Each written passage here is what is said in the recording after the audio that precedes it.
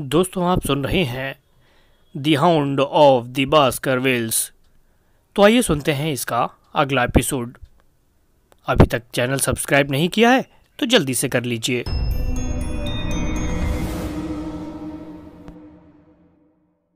मैंने अपना हेड उठाया और कुछ टिप्पणी करने ही वाला था कि उसके कुछ शब्दों ने मेरे विचार प्रवाह का रुख एक नई दिशा में मोड़ दिया। वो बोली, वापस चले जाओ, तुरंत सीधे लंदन वापस जाओ। मैं सिर्फ उसको एक बेवकूफ़ी भरे आश्चर्य से निहारता रहा। उसकी आंखें मेरे ऊपर आग उगल रही थीं। वो अपने पैरों को ज़मीन पर पटक रही थी। मैंने पूछा, मैं वापस क्यों जाऊं?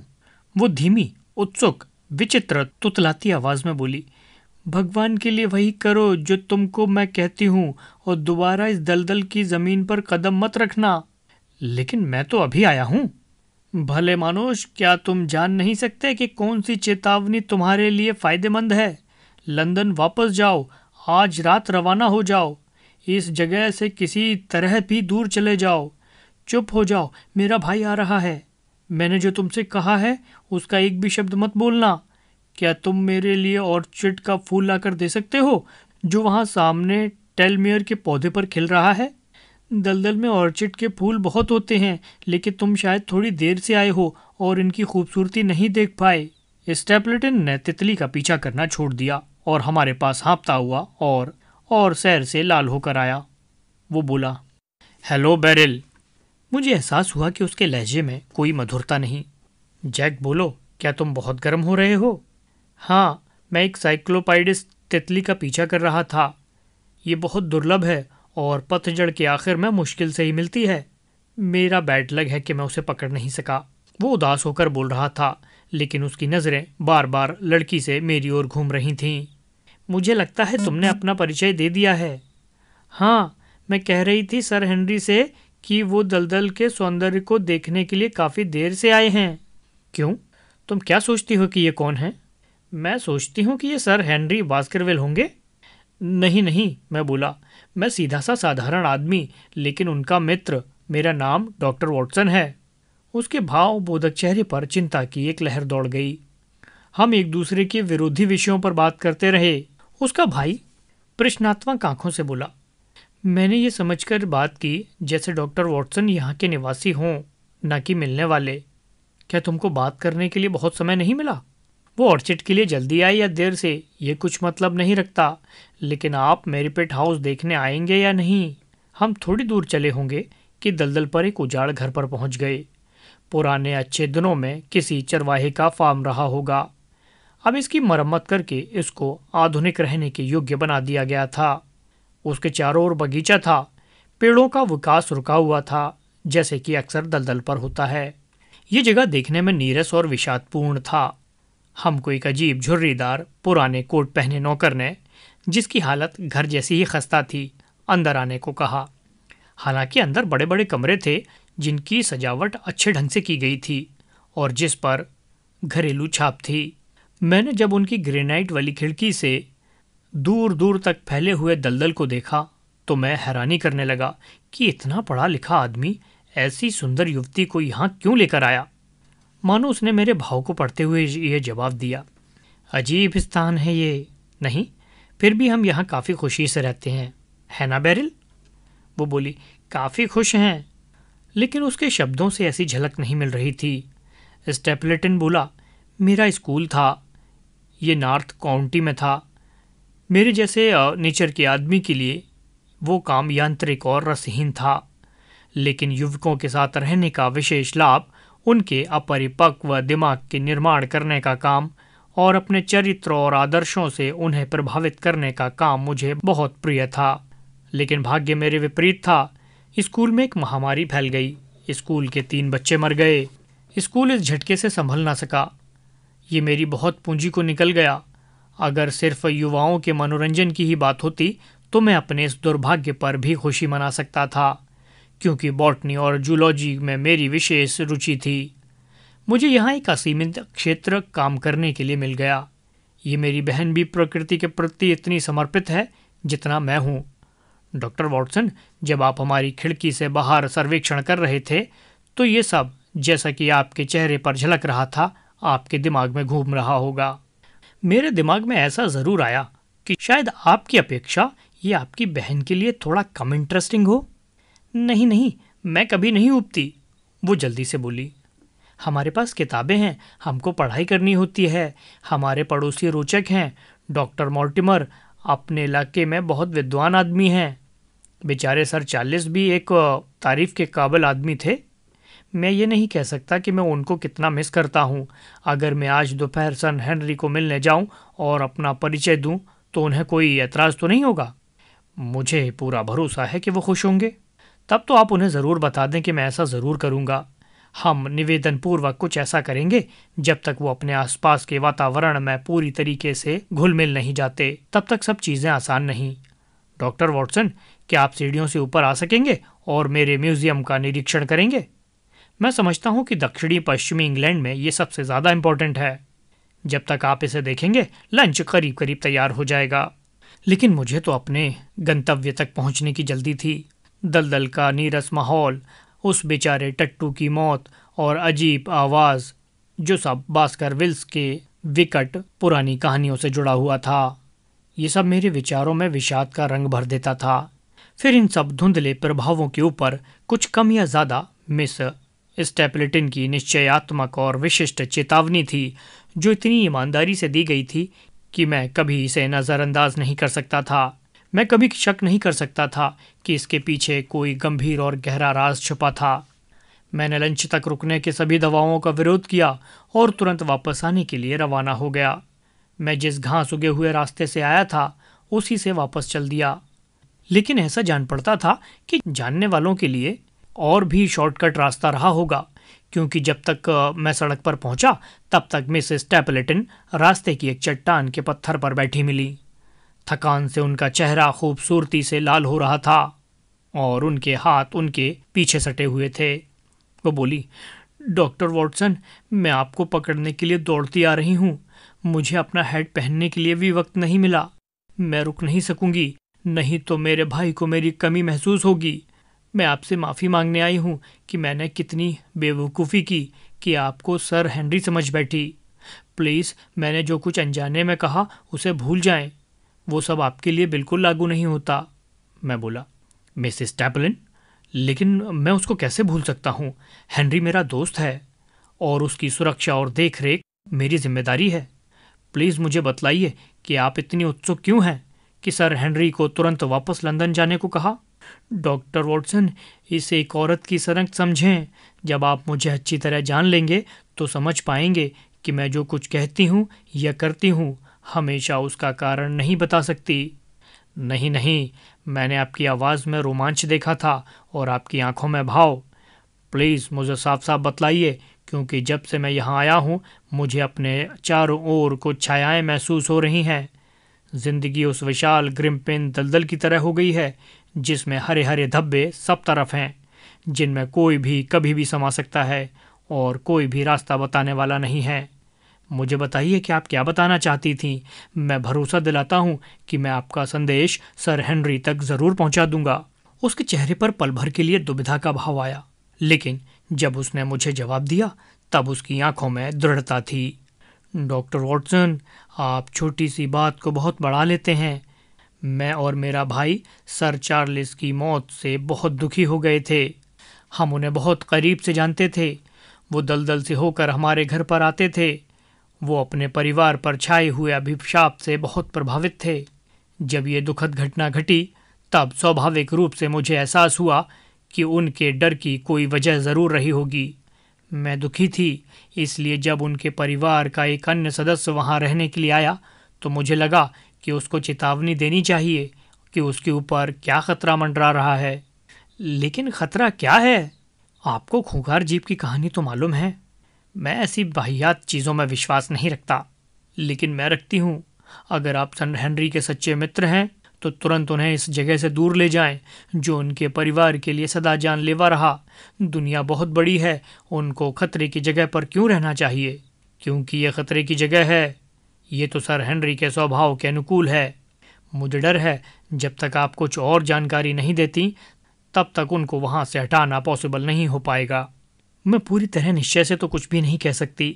मुझे कुछ भी सही सही नहीं पता। मैं तुमसे एक और सवाल पूछता हूँ मिसेस स्टेपलेटन।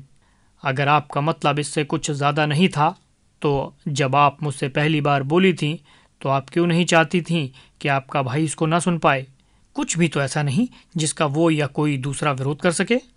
मेरा भाई बहुत इच्छुक है कि हॉल बसे। इससे दलदल पर रहने वाले गरीब लोगों का भला होगा।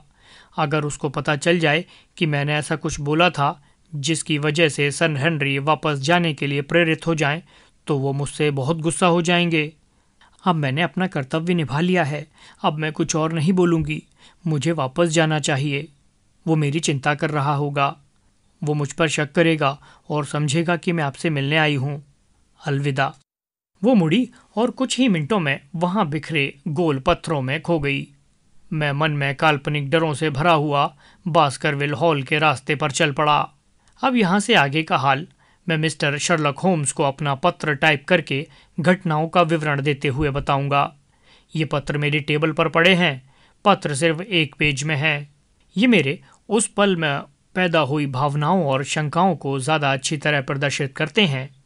मेरी याददाश्त शक्ति को नहीं। अचानक घटी घटनाओं में अक्सर ऐसा ही होता है।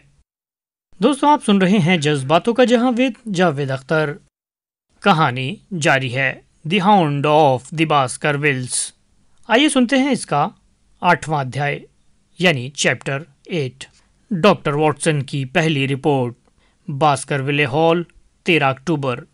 माय डियर शर्लक होम्स, मेरे पहले लिखे हुए पत्रों और टेलीग्रामों ने आपको उन सब नवीनतम घटनाओं से अवगत करा दिया होगा जो भगवान की बनाई गई दुनिया के इस स्थान पर घटती रही हैं। यहाँ पर जो भी जितना ठहरता है, दलदल की आत्मा, उसकी विशालता और गंभीरता उसके मन में उतनी ही ज़्यादा समाती जाती है।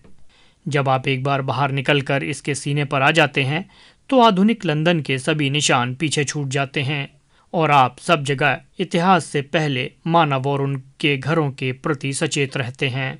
जब आप कहीं बाहर घूमने निकलते हैं, तो चारों ओर इन भूली हुई प्रजातियों के घर, उनकी कब्रें और पत्थर के खंभे दिखाई देंगे जो शायद उनके मंदिरों के निशान हों। जब दांतेदार पहाड़ियों के पीछे भूरे पत्थर की झोपड़ियां देखेंगे, तो आप अपने युग को भूल जाएंगे। और जब शायद आप किसी खाल ओढ़े, बालों से ढके शरीर वाले आदमी को किसी नीचे दरवाजे से हाथों और घुटनों के बल चलते हुए और साथ में धनुष पर चमकदार पत्थर से पैदा किया हुआ बाण चढ़ाए देखेंगे, तो आपको एहसास होगा कि यहाँ उसकी उपस्थिति शायद आपसे ज़्यादा स्वाभाविक है। हैरानी की बात तो यह है कि ये लोग इतनी बहुतायत से एक ऐसी ज़मीन पर रह रहे हैं जो बिल्कुल उपजाऊ नहीं है।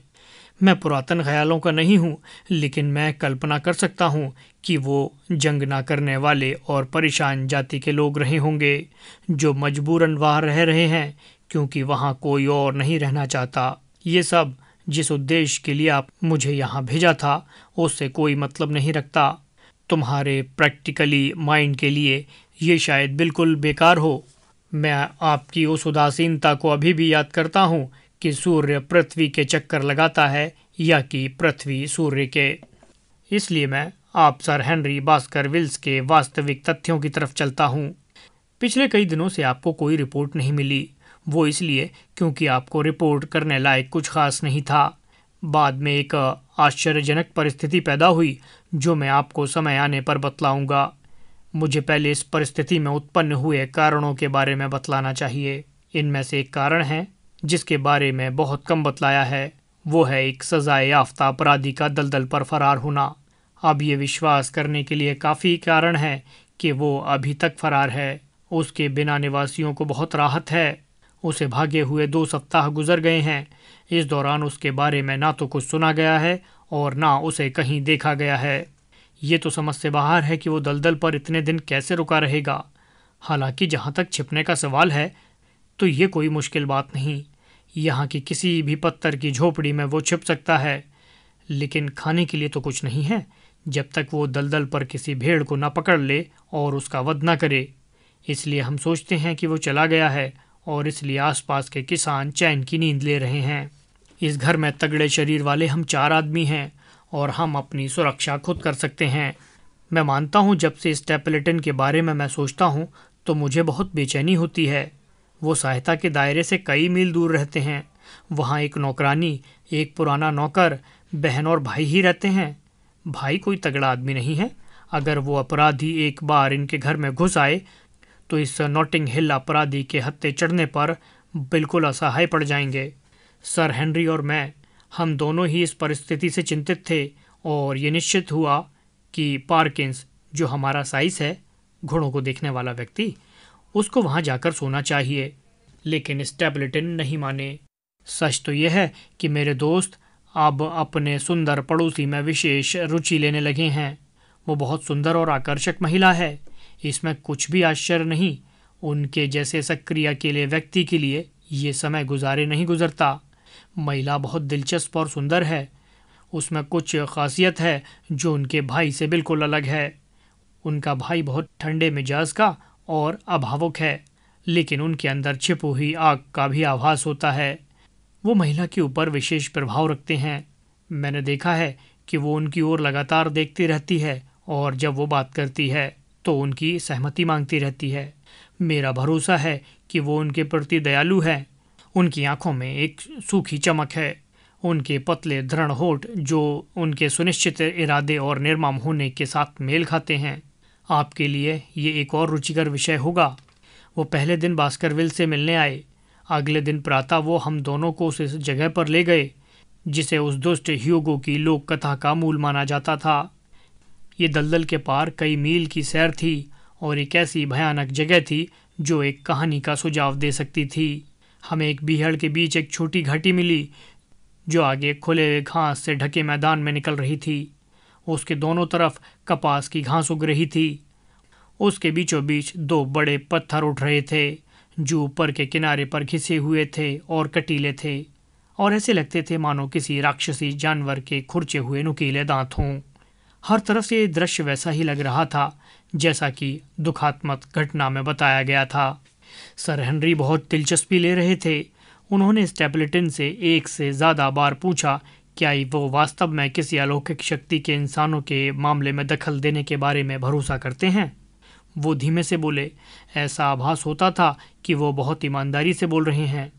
स्टेपलेटन अपने जवाब सावधानीपूर्वक दे रहा था, लेकिन ये साफ था कि वो जितना कह सकता था उससे कम बोल रहा था।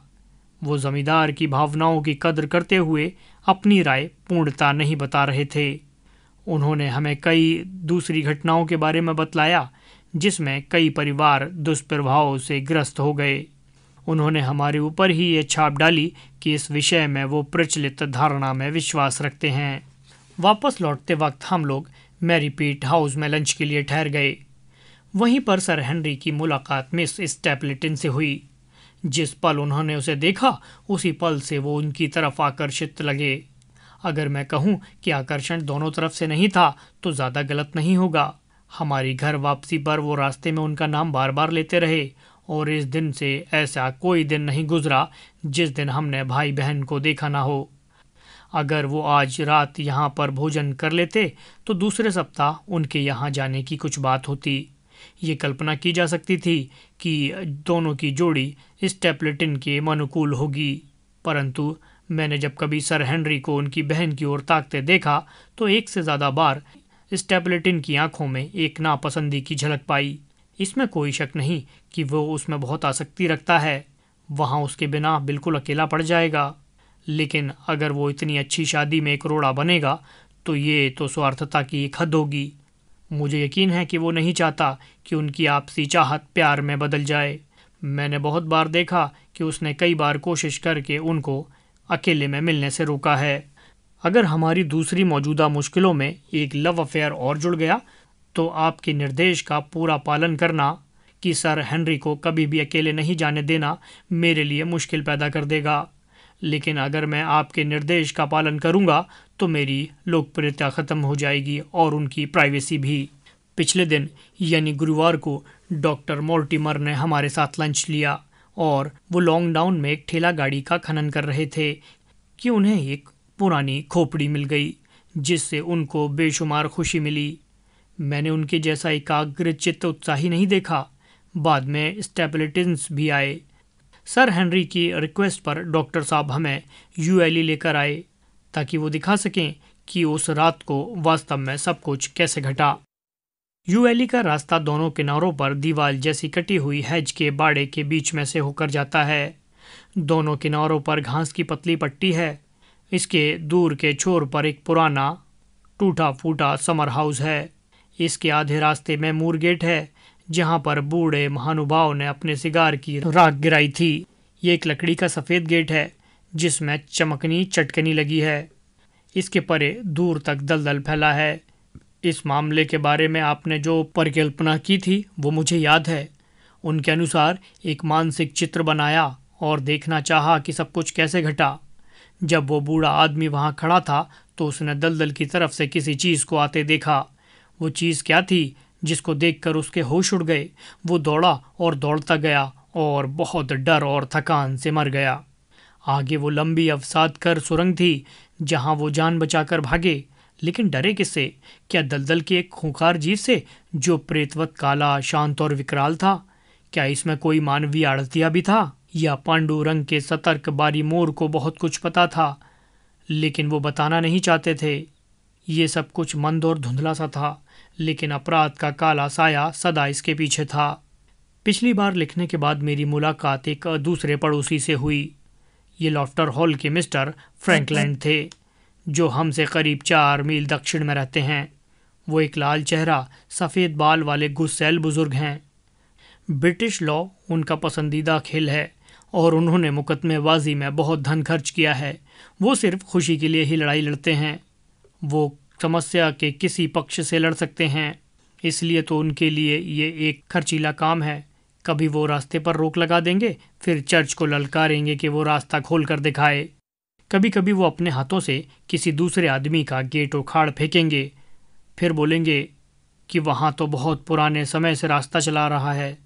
इस तरह मालिक के लिए अनाधिकार प्रवेश के कारण मुकदमा चलाना संभव कर देंगे।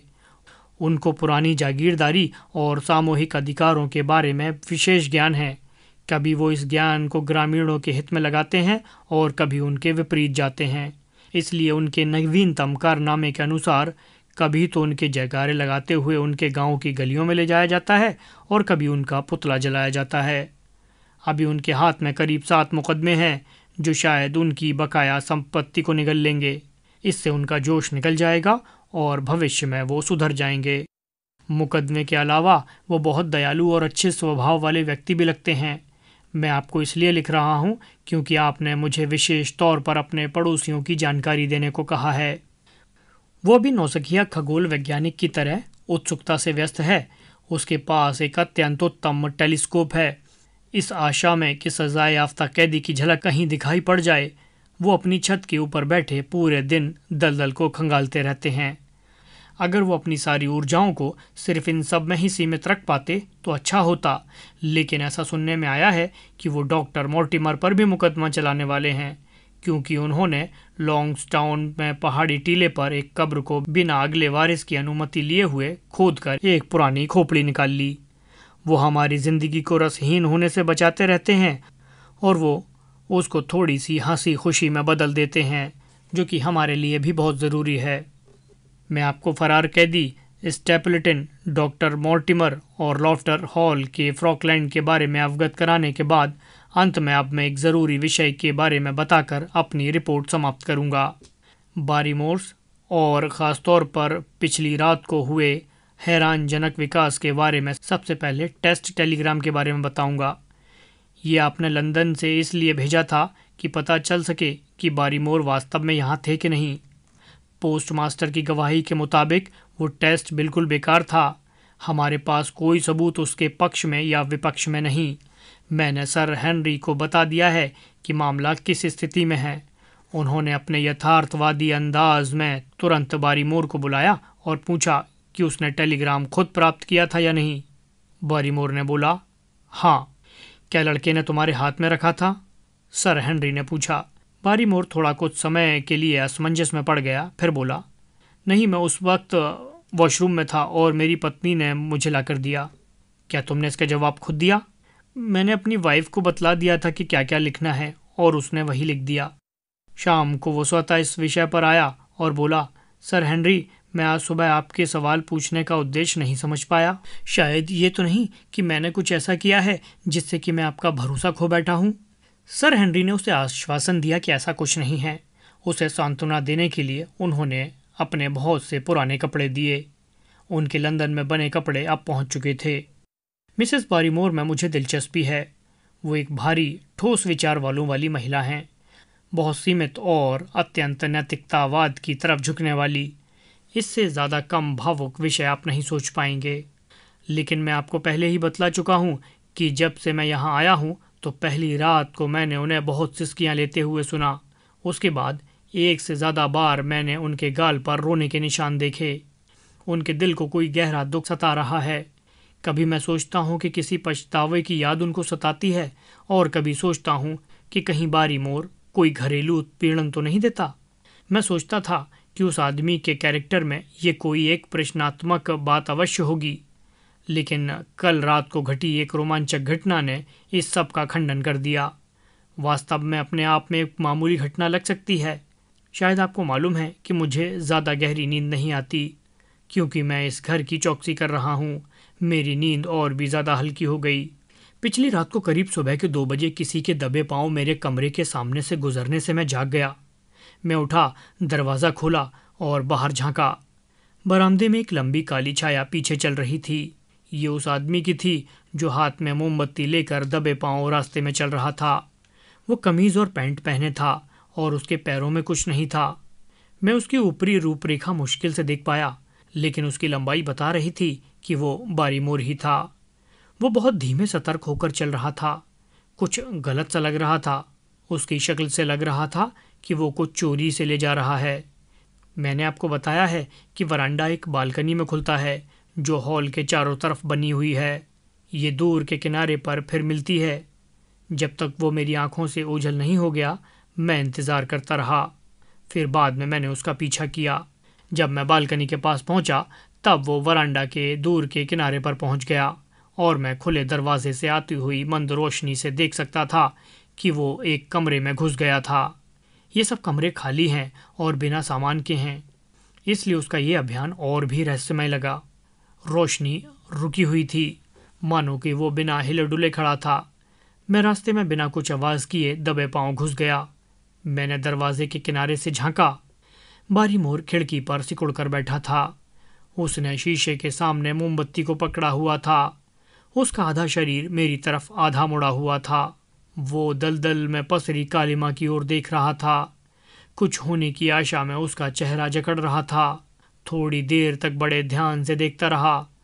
तब उसने एक गहरी कराह निकाली और जल्दी से मोमबत्ती को बुझा दिया। मैं तुरंत अपने रूम में वापस आ गया। तुरंत उसके बाद उसके दबे पांव वापस आने की आवाज़ आई। उसके काफ़ी देर बाद जब मैं एक हल्की नींद में था, तब मुझे कहीं किसी ताले में चाबी घुमाने की आवाज़ सुनाई दी, लेकिन मैं ये नहीं कह सकता कि आवाज़ कहाँ से आई थी।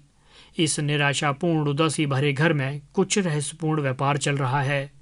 हम देर सवेर उसकी तह तक पहुँच जाएंगे। मैं आपको अपने विचार राशि से परेशान नहीं करता, क्योंकि आपने सिर्फ मुझे तथ्यों से अवगत कराने के लिए कहा है। मैंने आज सुबह सर हेनरी से बात की। हमने पिछली रात की जानकारी को ध्यान में रखकर एक योजना बनाई है। मैं अभी उसके बारे में नहीं बताऊंगा। अगली रिपोर्ट इस वजह से थोड़ी इंटरेस्टिंग होगी, तो आप भी कहीं मत जाइए। रिपोर्ट को आगे सुनते हैं। आप सुन रहे हैं जज्बातों का जहां विद जावेद अख्तर। कहानी जारी है। The hound of the Baskervilles, chapter 9। दलदल पर रोशनी चमकी। डॉक्टर वॉटसन की दूसरी रिपोर्ट। Baskerville hall, 15 October. Dear Holmes, अपने मिशन की शुरुआत में मैं आपको ज़्यादा खबरें नहीं दे पाया। आप जान लें कि अब मैं बर्बाद किए हुए वक्त की भरपाई कर रहा हूँ। अब घटनाएं हमारे पक्ष में तेज़ी से और अधिकता से घिर रही हैं। पिछली बार मैंने बारीमोर को खिड़की के पास पहुंचाकर आपको अपनी रिपोर्ट बंद कर दी थी। अब मेरे पास काफ़ी मसौदा है। अगर मैं गलत नहीं हूँ तो ये आपको काफ़ी चकित करेंगी। घटनाएं कुछ इस तरह से हुई कि मैं इनकी पहले से कल्पना नहीं कर सकता था। एक तरफ से ये पिछले 48 घंटों में काफ़ी साफ दिखाई पड़ गई हैं और कुछ दूसरी तरह से ज़्यादा जटिल भी हो गई हैं। मैं आपको सब कुछ बतलाऊंगा, उसके बाद आप अपना निष्कर्ष स्वयं निकालें। मैं अपनी रोमांचित यात्रा के अगले दिन सुबह नाश्ते से पहले उस कमरे का निरीक्षण करने के लिए जिसमें बारीमोर रात में गया था, बरामदे में आगे गया। मैंने देखा कि वो पूर्वी खिड़की, जिसमें से वो बड़ी तत्परता से घूरता रहा था, घर की दूसरी खिड़कियों से एक बात में खास थी। इस खिड़की से दलदल सबसे पास दिखता था। इस जगह से दो पेड़ों के बीच खुली जगह में से यहीं से सही देखा जा सकता है। दूसरी खिड़कियों में से सिर्फ दूर से ही झांका जा सकता है। इसलिए ये साफ है कि सिर्फ इसी खिड़की से बारीमोर का मकसद हल होता था। इसलिए वो उसी से दलदल पर किसी चीज को या किसी को देख रहा होगा। रात बड़ी अंधियारी थी, इसलिए कल्पना करना मेरे लिए मुश्किल है कि किस तरह से वो किसी को देखने की उम्मीद कर सकता है। मुझे ऐसा एहसास हुआ कि शायद कोई प्यार की गुप्त योजना का षड्यंत्र चल रहा होगा। इससे उसके दबे पांव जाना साफ होता है और साथ ही उसकी पत्नी की परेशानी भी साफ होती है। वो एक आकर्षक चेहरे वाला आदमी था और किसी भी गांव की लड़की का दिल चुरा सकता था। ये कल्पना इस बात को आधार देती थी। मैंने वापसी में जो दरवाज़ा खोलने की आवाज़ सुनी थी वो इसलिए हो सकती थी कि वो अपनी किसी पूर्व गुप्त नियोजित भेंट के लिए गया हो। मैंने सुबह अपने आप से सवाल किया।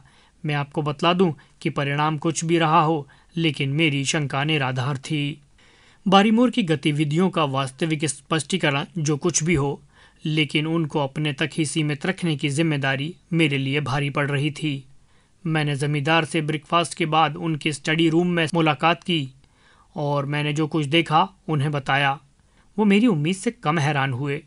वो बोले, मुझे मालूम है कि बारीमोर रात को चलता है। मैंने बरामदे में 2-3 बार उसके आने जाने की आवाज़ सुनी है, करीब करीब उसी वक्त पर जिस वक्त आपने बतलाया है। शायद तब तो वो उस विशेष खिड़की को हर रात जाकर देखते हैं, मैंने सुझाव दिया। शायद वो ऐसा ही करते हैं। अगर ऐसा है तो हम उनका पीछा कर सकते हैं। हम पता कर सकते हैं कि आखिर मामला क्या है। मुझे हैरानी होती है कि अगर आपके मित्र होम्स यहीं होते तो वो क्या करते। मैं बोला, मुझे विश्वास है कि वो वही करते जैसा आपका सुझाव है। वो बारीमोर का पीछा करते और देखते कि वो क्या करते हैं। तब तो हम दोनों मिलकर ये करेंगे। लेकिन वो ज़रूर सुन लेगा। वो थोड़ा बहरा तो है, लेकिन हमें ये करने का जोखिम तो उठाना चाहिए। हम दोनों आज रात को अपने कमरे में बैठेंगे और उसके जाने का इंतज़ार करेंगे। सर हेनरी ने खुश होकर अपने हाथ रगड़े। इससे साफ था कि वो दलदल के एकाकीपन से थोड़ी देर मुक्ति पाने के लिए इस जोखिम भरी उड़ान का स्वागत करेंगे। जमींदार लंदन के एक ठेकेदार और आर्किटेक्ट के संपर्क में है, जिनने सर चार्ल्स के बहुत से नक्शे तैयार किए थे। हम उम्मीद करते हैं कि अब ये बदलाव जल्द ही शुरू हो जाएगा। प्लाईमाउथ से सजावट करने वाले बुलाए गए हैं। सामने से हमारे मित्र के पास अनेक योजनाएं हैं। वो अपने परिवार की खोई हुई शान को पुनः स्थापित करने में ना तो परिश्रम और ना धन खर्चने की परवाह करेंगे। जब घर की साज सज्जा पूरी हो जाएगी तो घर को पूरा करने के लिए सिर्फ एक पत्नी की कमी रह जाएगी। हम अगर बात को अपने तक ही सीमित रखें तो साफ संकेत मिल रहे हैं कि यदि युवती इच्छुक हो तो ये कमी भी पूरी हो जाएगी। मैंने कभी भी किसी आदमी को किसी युवती पर इतना आसक्त नहीं देखा जितना कि वो हमारी पड़ोसन मिस स्टेपलेटन पर हैं। सच्चे प्यार का रास्ता कभी भी इतनी सरलता से नहीं गुजरता जितना कि वर्तमान परिस्थितियों में उम्मीद कर सकते हैं। उदाहरण के तौर पर आज की छोटी सी लहर ने इसकी बाहरी परत को उधेड़ दिया और इससे हमारे मित्र को काफ़ी विफलता और खींच हुई है। बारीमोर के साथ हुई बातचीत मैंने आपको लिख दी है। सर हेनरी ने अपना हैट पहना और बाहर जाने को तैयार हो गए। वास्तव में मैंने भी वही किया। मेरी ओर उत्साहपूर्वक नज़र डालकर उन्होंने कहा, क्या वॉटसन तुम आ रहे हो? वो इस बात पर डिपेंड करता है कि आप दलदल पर जा रहे हैं कि नहीं। हाँ, मैं जा रहा हूँ। ठीक है, आपको पता है कि मेरे लिए क्या आदेश हैं? मैं दखल के लिए माफ़ी चाहूँगा। आपने तो सुना था कि होम्स कितनी ईमानदारी से आपके साथ रहने के लिए बोल रहे थे मुझे। उन्होंने ख़ास तौर पर मुझसे कहा है कि आपको नहीं छोड़ना है, ख़ास तौर से दलदल पर तो अकेले बिल्कुल नहीं जाना। सर हेनरी ने एक मीठी मुस्कान देते हुए अपना हाथ मेरे कंधे पर रख दिया। वो बोले, माय डियर फ्रेंड, होम्स ने बुद्धिमान होते हुए भी मेरे यहाँ दलदल पर आने के बाद जो हुआ है उसका पूर्वानुमान नहीं लगाया। आप मुझको जानते हैं, मुझे पूरा भरोसा है आप दुनिया के आखिरी आदमी होंगे जो मेरा खेल खराब करना चाहेंगे। मुझे अकेला ही बाहर जाना चाहिए। इसने मुझे मुसीबत में डाल दिया। मैं शांत था। मैं सोच रहा था कि मुझे क्या करना चाहिए और क्या नहीं। इससे पहले कि मैं कुछ डिसीजन ले पाता, उन्होंने अपनी छड़ी उठाई और वहाँ से चल दिए। लेकिन जब मैंने इस विषय पर विचार किया तो मेरे विवेक ने मुझे ज़ोर से तिरस्कृत किया। उनको किसी भी हालत में मेरी निगाह से ओझल नहीं होने देना था। मैंने कल्पना की, अगर मुझे आपके सामने ये कबूल करना पड़ा, आपके निर्देशों की अवहेलना करने से कोई विपत्ति आ गई, तो मेरी भावनाओं का क्या होगा। मैं बताता हूँ, इस विचार से ही मेरे गाल लाल हो गए। अब भी ज़्यादा देर नहीं हुई थी, मैं उनको पकड़ सकता था। इसलिए मैं तुरंत मैरीपिट हाउस की ओर रवाना हो गया। मैं बहुत तेज़ रफ्तार से सड़क पर चलता गया, पर सर हेनरी कहीं नहीं दिखे और आगे चलकर मैं उस जगह पर आ गया जहाँ से दलदल का रास्ता निकलता था। ऐसा लगा कि शायद मैं गलत दिशा में आ गया। वहाँ मैं एक पहाड़ी पर चढ़ गया जहाँ से चारों ओर देखा सकता था। ये वही पहाड़ी है जिसमें अंधेरी खान कटी हुई है। तब अचानक मुझे वो दिखलाई पड़े। वो दलदल के रास्ते पर करीब 1/4 मील की दूरी पर थे। उनकी बगल में एक युवती भी थी जो मिस स्टेपलेटन के अलावा और कौन हो सकती थीं। ये साफ था कि उनमें एक आपसी समझ थी और वो पहले से तय समय पर मिल रहे थे। वो गंभीर बातें करते हुए धीमी रफ्तार से चल रहे थे। मैंने उनके हाथों को जल्दी आंदोलित होते हुए देखा, मानो वो जो कुछ भी कह रही थीं ईमानदारी से कह रही थीं और वो ध्यानपूर्वक सुन रहे थे। 1-2 बार अनुमति में उसने अपना सिर भी हिलाया। मैं 2 चट्टानों के बीच से उन दोनों को देख रहा था और समझ नहीं पा रहा था कि मेरा अगला कदम क्या होना चाहिए। उनका पीछा करके उनकी इस इम्पोर्टेंट बातचीत में दखल अंदाजी करना बहुत ही गलत व्यवहार होगा, लेकिन ये मेरी ड्यूटी है कि मुझे अपनी आंखों से उन्हें ओझल नहीं होने देना। मित्र की जासूसी करना बुरा काम होगा। फिर भी पहाड़ी से देखने के अलावा मुझे कोई उपाय ठीक नहीं लगा। बाद में मैं अपनी आत्मा को शुद्ध करने के लिए कबूल कर लूँगा कि मैंने क्या किया था।